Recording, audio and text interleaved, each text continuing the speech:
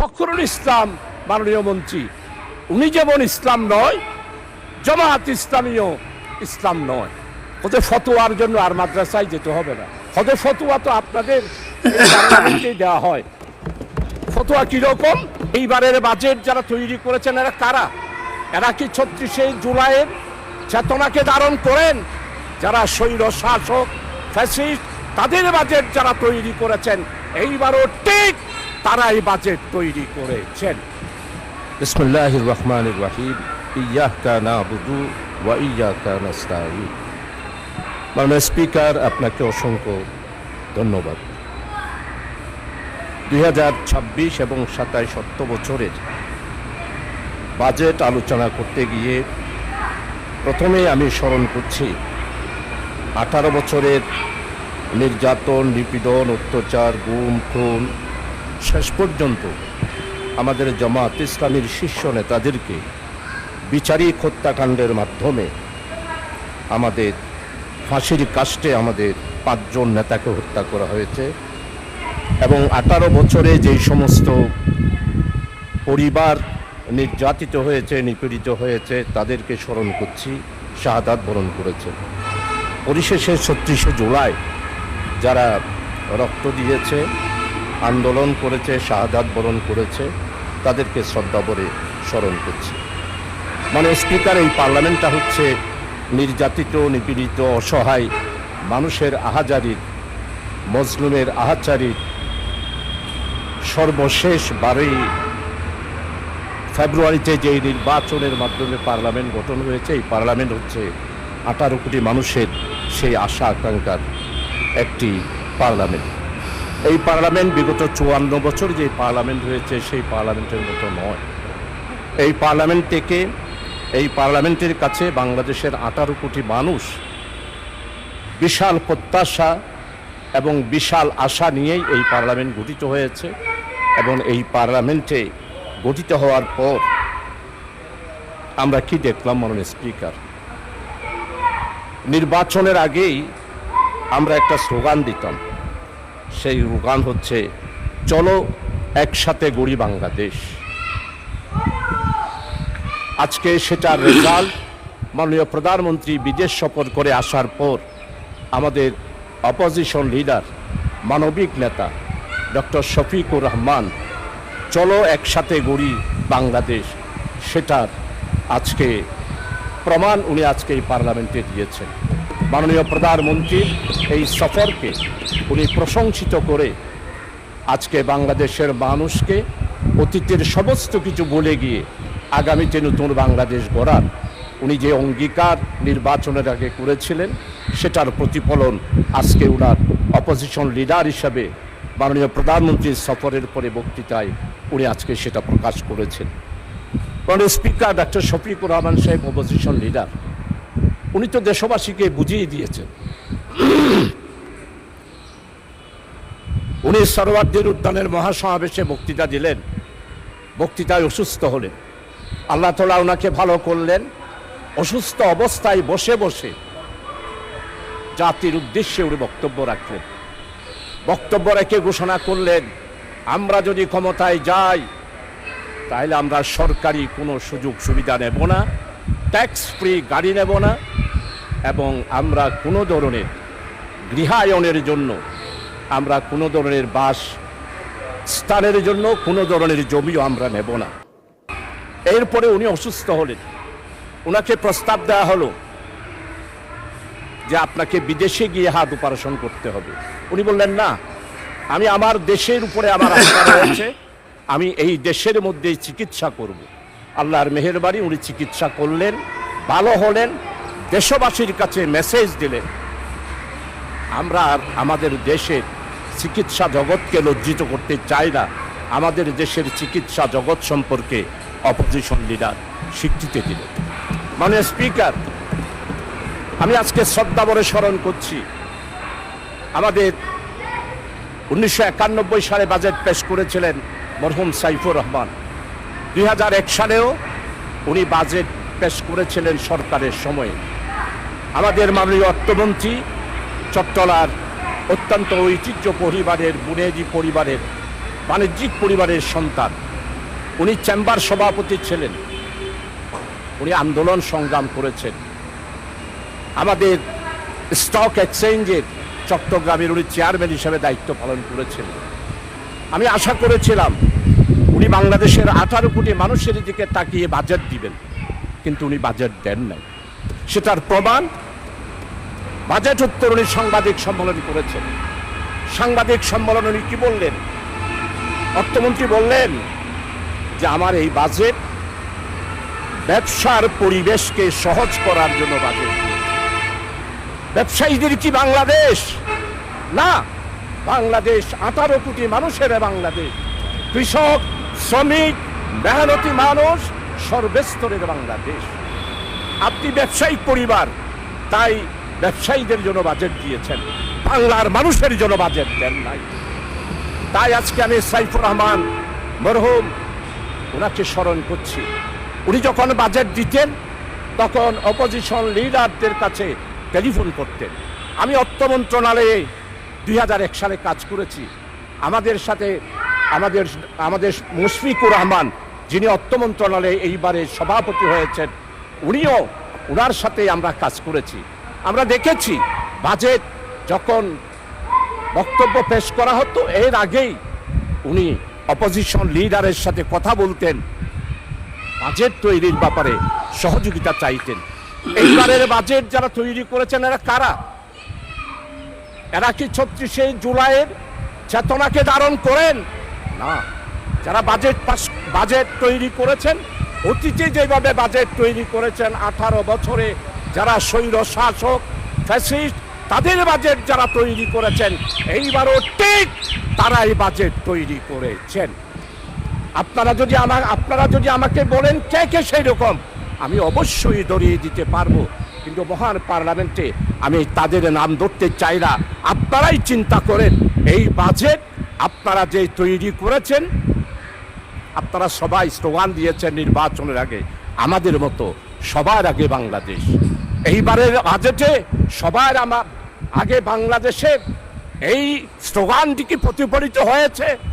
এটা যদি প্রতিফলিত হতো তাইলে আপনারা কৃষি সম্পর্কে যেই বক্তব্য দিয়েছেন, বাজেট পেশ করেছেন, সেটা কি এইখানে আছে? আমাদের সম্মানিত কৃষি মন্ত্রী জনাব মাওলানা মতিউর রহমান নিজামী বাংলাদেশে 54 বছরে কৃষকদের জন্য মাওলানা মতিউর রহমান নিজামী মন্ত্রী হিসাবে যেই বিশাল পরিবর্তন করেছিল 4 দলীয় জোটের আমলে, সেটা 54 বছরের অন্য কোনো বাজেটে বা অন্য কোনো মন্ত্রী সেটা দেখাতে পারে নাই। সেটা কেমন?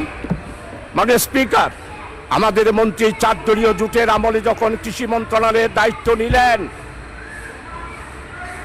উনি তখন ব্লক সুপারভাইজার প্রতি ইউনিয়ন একজন। আমার মন্ত্রী, আমাদের নেতা শহীদ মাওলানা মতিউর রহমান নিজামী কৃষকদের কথা চিন্তা করে উনি প্রত্যেকটা ইউনিয়নে 9 জন করে প্রতি ওয়ার্ড ভিত্তিক একজন ব্লক সুপারভাইজার দিয়ে কৃষকের মধ্যে বিশাল একটি বিপ্লব এনেছিলেন।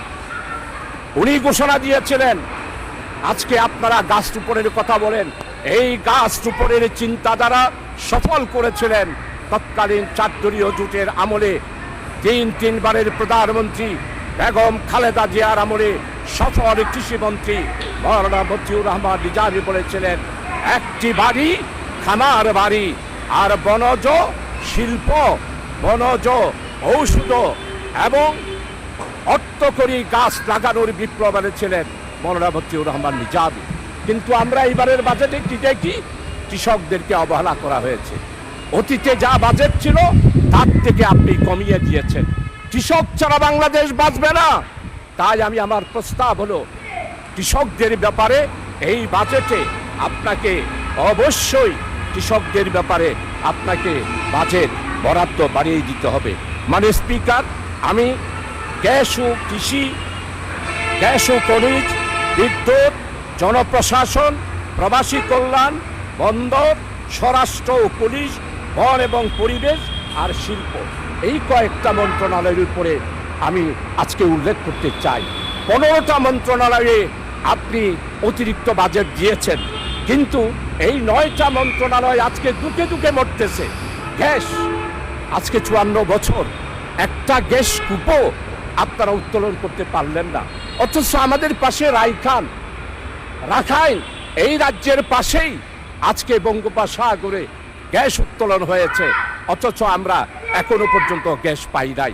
গ্যাসের চাহিদা দিন দিন বাড়তেছে, আর আমাদের গ্যাস আমদানি করতে হয়। আমরা একটা গ্যাস কূপও আজকে আমরা 54 বছরে পারি নাই। 1993 সাল আমাদের সম্মানিত ডক্টর খোন্দকার মোশাররফ সাহেব খনিজ মন্ত্রী ছিলেন। আমাদের আজকের স্বরাষ্ট্রমন্ত্রী তৎকালীন 91 সালের প্রধানমন্ত্রী দেশনেত্রী বেগম খালেদা জিয়ার অফিসে উনি থাকতেন, প্রধানমন্ত্রীর সহকারী ছিলেন। ওনার অবশ্যই খেয়াল থাকার কথা।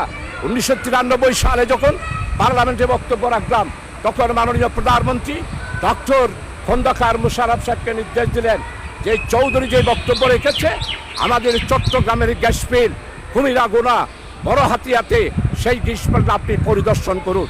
ডক্টর খোন্দকার মোশাররফ, ওনার মন্ত্রণালয় এবং আমার আজকের স্বরাষ্ট্রমন্ত্রী ওনারা সহ আমার সেই এলাকায় গেলেন। 1978 সালে চট্টগ্রামের গ্যাস ফিল্ড আমার মাননীয় অর্থমন্ত্রী আপনিও জানার কথা, রাশিয়ার উদ্যোগে সেই গ্যাস ফিল্ড থেকে অলরেডি গ্যাস উত্তোলন হলো। 1970 সালে আমরা চট্টগ্রামবাসী সবাই আশান্বিত হলাম, চট্টগ্রামে আমরা গ্যাস একটি ফিল্ড পেয়েছি। কিন্তু দুর্ভাগ্য, 1971 সালে দেশ স্বাধীনতার পর আধিপত্যবাদী হিন্দুস্তান আমার ওই রাশিয়ার গ্যাস ফিল্ডে ওনারা সবাই সরজমিনে দেখেছেন, সেইখানে সীসা ঢেলে দিয়ে আমার গ্যাস ফিল্ডটাকে বন্ধ করে দিল। আমরা গ্যাস পেলাম না। আমাদের আজকের স্বরাষ্ট্রমন্ত্রী উনিও গিয়েছিলেন, ডক্টর খোন্দকার মোশাররফ সাহেব, ওনার সমস্ত মন্ত্রী পরিষদের যারা ডিজি ছিলেন ওনারাও গিয়েছিলেন। তাই আজকে আমি দাবি করছি, আমার চট্টলার ওই গ্যাস ফিল্ড ইন্ডিয়া স্বাধীনতার পর বাংলাদেশকে অর্থনৈতিক দিক থেকে ধ্বংস করার জন্য আমার গ্যাস ফিল্ড শেষ করে দিয়েছিল।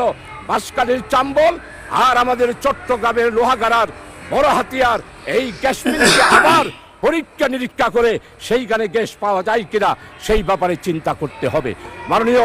মাননীয় স্পিকার, আজকে মাননীয় অর্থমন্ত্রীর কাছে অনুরোধ করব, আপনি গ্যাস সন্ধানের জন্য সেখানে বাজেট বরাদ্দ করেন। এইভাবে রাখাইন বারবার যদি একটা গ্যাস পায়, ইন্ডিয়া যদি গ্যাস পায়। আমাদের 18 বছরের প্রধানমন্ত্রী উনি নাকি সমুদ্র জয় করেছিলেন। আজকে এতদিন হয়ে গেল, উনি ক্ষমতায় 18 বছর ছিল, বঙ্গোপসাগর কোথায় বিজয় করেছে সেটার এখনো পর্যন্ত রেখা উনি দিতে পারেন নাই। আমাদের চট্টগ্রামের আরেক কৃতি সন্তান স্বরাষ্ট্রমন্ত্রী, আজকে আমাদের চট্টগ্রামে একটা কথা এসেছে, ওদের ফতোয়ার জন্য আর মাদ্রাসায় যেতে হবে না। তা আমি জিজ্ঞেস করলাম কেন? ওদের ফতোয়া তো আপনাদের এই পার্লামেন্টে দেওয়া হয়। ফতোয়া কিরকম? ফখরুল ইসলাম মাননীয় মন্ত্রী, উনি যেমন ইসলাম নয়, জামাত ইসলামীও ইসলাম নয়। মানে স্পিকার, জামাত ইসলামীকে জানতে হলে 100 বছরের ইতিহাস জানতে হবে। জামাত ইসলামী কি ইসলামী দল না অন্য কিছু, সেটার ফতোয়া দেওয়ার দরকার নাই। তাই আমাদের চট্টগ্রামে এখন বলতেছে হাল জমানার মুক্তি তিনি, আর একটা বললাম না, আলিফ বাতা জানেন না। মানে স্পিকার, আমরা ফতোয়ার জন্য আর হাটহাজারে যাব না, ফতোয়ার জন্য পটিয়াও যাব না, ফতোয়ার জন্য লালবাগেও যাব না। আমাদের এই মহান পার্লামেন্টে জামাত ইসলামীকে ইসলামী দল নয় বলে যিনি বলেন, তার কাছ থেকেই আমরা ফতোয়া নেব। মানে স্পিকার, জামাত ইসলামীর ইতিহাস, গণতান্ত্রিক আন্দোলনের ইতিহাস, জামাত ইসলামীর ইতিহাস, ইসলামের উপরে যখন এই আঘাত এসেছে, জামাত ইসলামী বজ্রকণ্ঠে রাজপথে প্রতিবাদ করেছে, সারা বিশ্বে স্বীকৃতি দিয়েছে। জামাত ইসলামী হলো ইসলাম রক্ষার জন্য একটি মাত্র বাংলাদেশে, অন্যান্য ইসলামী দলের মতো নয়। জামাত ইসলামী গণতান্ত্রিক, নিয়মতান্ত্রিক, মানুষের অধিকার প্রতিষ্ঠার জন্য, ওয়েলফেয়ার স্টেট কায়েম করার জন্যই জামাত ইসলামী। তাই নির্বাচনের আগে আমাদের বক্তব্য ছিল ন্যায়, ইনসাফ, বৈষম্যহীন, কল্যাণময় একটি রাষ্ট্র আমরা কায়েম করতে চাই। মাননীয় স্পিকার, স্পিকার, আজকে বিদ্যুতের অবস্থা কোথায়? ক্যাপাসিটি চার্জ, আপনারা ক্ষমতায় আসলেন 4 মাস, এখনো পর্যন্ত ক্যাপাসিটি চার্জ আপনাদেরকে দিতে হচ্ছে। এই ক্যাপাসিটি চার্জ দুর্নীতির একটি বিশাল আড্ডা। এই ক্যাপাসিটি চার্জ কোথায় যায়? ইন্ডিয়ার বিদ্যুৎ যাদের সাথে চুক্তি করেছিল, মাননীয় স্পিকার, আমাদের মাননীয় অর্থমন্ত্রী, উনি আর আমরা একসাথেই হলমার্কের বিরুদ্ধে বক্তব্য রেখেছি। ক্যাপাসিটি চার্জ বিদ্যুতের এই ব্যাপারে আমরা বক্তব্য রেখেছি, কিন্তু আজকে 4 মাস হয়ে গেল, এখনো আমাদেরকে ক্যাপাসিটি চার্জ অর্থাৎ বিদ্যুৎ না পেলেও যাদের সাথে চুক্তি হয়েছে তাদেরকে টাকা দিতে হবে। কত টাকা দিতে হয় সেটা সাংবাদিক সম্মেলনে মাননীয় অর্থমন্ত্রী আপনি নিজেই সেটা উল্লেখ করেছেন। তাই আমার দাবি, এই ক্যাপাসিটি চার্জ বন্ধ করে দিয়ে আমাদেরকে নতুনভাবে বিদ্যুৎ, আমি প্রশংসা করি আপনারা আজকে বিদ্যুতের ব্যাপারে আপনারা একটা নতুন পদক্ষেপ নিয়েছেন, অবশ্যই সেটা সফল হোক, সেটাই কামনা করি মাননীয় স্পিকার। এরপরে মাননীয় স্পিকার, জনপ্রশাসন কি হচ্ছে? জনপ্রশাসনে 18 বছরে যারা প্রশাসন চালিয়েছেন, যারা সুবিধা পেয়েছেন, পদায়ন পেয়েছেন, ভালো ভালো পোস্ট পেয়েছেন, তাদেরকে কাকেও সরালেন না, সবাইকে আপনারা বহাল তরবিয়তে রেখে দিলেন। আর এখন আপনারা কি করছেন? জনপ্রশাসনে 18 বছরে যারা নির্যাতিত, যারা পদায়ন হয় নাই, যারা প্রমোশন পায় নাই, তাদেরকে আস্তে আস্তে করে সবাইকে সচিব পদ, জয়েন্ট সেক্রেটারি পদ, এডিশনাল সেক্রেটারি পদ থেকে আস্তে আস্তে তাদেরকে আপনারা বিদায় করে দিচ্ছেন। তাই বলতে চাই, এই বাজেট যদি 36শে জুলাইয়ের চেতনার লোকদেরকে দিয়ে করাতেন, তাহলে সেই বাজেট হতো বাংলাদেশের 18 কোটি মানুষের আশা আকাঙ্ক্ষা। কিন্তু এখন আশা আকাঙ্ক্ষার হয় নাই মাননীয় স্পিকার। এই বাজেট হয়েছে গণতান্ত্রিক বাজেট। 1972 সালের বাজেট, 1973 সালের বাজেট দিয়েছিল, সবাই প্রশংসা করেছিল, কিন্তু বাজেট দেওয়ার পর আমরা দেখলাম সেরু মিয়া, অর্থমন্ত্রী ছিল তাজউদ্দিন, আর বাণিজ্য মন্ত্রী ছিল সেরু মিয়া, আমাদের সতর্ঘাটের শফি সওদাগর। অর্থাৎ ব্ল্যাকে যা মাল আসবে, যদি তাজউদ্দিন সাহেব পারমিশন দিয়ে দিয়েছিলেন, সেরু মিয়ার নাম বললেই সব পরিষ্কার কালোবাজার। তাই আমরা দেখতে পেলাম 74-এর দুর্ভিক্ষ, তাই দেখতে পেলাম মরিচের দাম 150 টাকা, যেটা বিগত 18 বছরে এসা আলমের মাসুদ, আপনারা তার কথা বলেন, বাংলাদেশকে ধ্বংস করে দিয়েছে। এসা আলমের মাসুদের বিচার আপনারা করতে পারেন না। আমার ইসলামী ব্যাংকের 85,000 কোটি টাকা লুট করে নিয়ে গিয়েছে মাননীয় প্রধানমন্ত্রী আর তার বোন শেখ রেহেনা। 2,63 বিলিয়ন ডলার বিদেশে পাচার করেছে, সেগুলোর কথা বাজেট বক্তৃতায় মাননীয় অর্থমন্ত্রী আপনি উল্লেখ করেন নাই। আপনি আজকে বাংলাদেশে দুর্নীতি কিভাবে দমন করবেন সেটার কথা বলেন নাই। প্রত্যেকে করবেন। 4 মাসে এখনো পর্যন্ত দুর্নীতি দমন কমিশন আপনারা প্রতিষ্ঠা করতে পারলেন না, বরং দুর্নীতিতে যে বাজেট ছিল এখনো সেটা আপনারা কমিয়ে দিয়েছেন।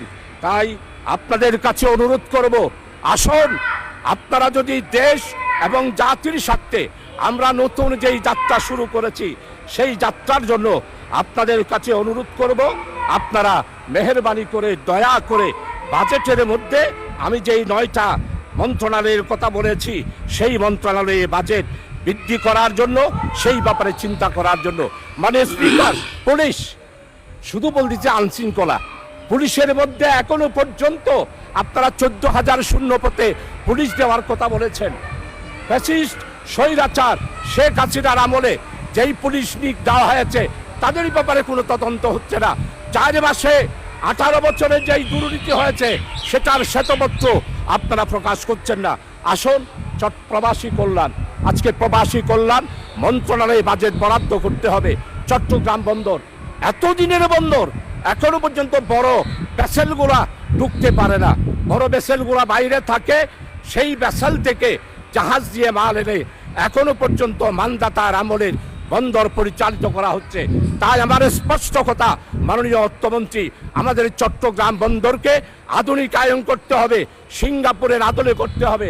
আমাদের চট্টগ্রামকে আমাদের সাবেক 3 বারের প্রধানমন্ত্রী বেগম খালেদা জিয়া চট্টগ্রামকে বাণিজ্যিক রাজধানী ঘোষণা করেছিল। বাণিজ্যিক রাজধানী করার জন্য যা করা দরকার, সময় যেহেতু নাই, আমার কাছে স্পষ্ট প্রস্তাব আছে, সেগুলো আপনার কাছে আমি দিতে পারবো। এরপরে কর সংশোধন করার জন্য জাতীয় রাজস্ব বোর্ড যেই সংস্কার পরামর্শ কমিটি আন্তরিয়াম গভর্নমেন্টের আমলে দিয়েছে, মাননীয় অর্থমন্ত্রীর কাছে আমি সেটা পেশ করব। আপনি সেই অনুসারে আমাদের জাতীয় রাজস্ব বোর্ডকে সাজানোর চেষ্টা করবেন। আমার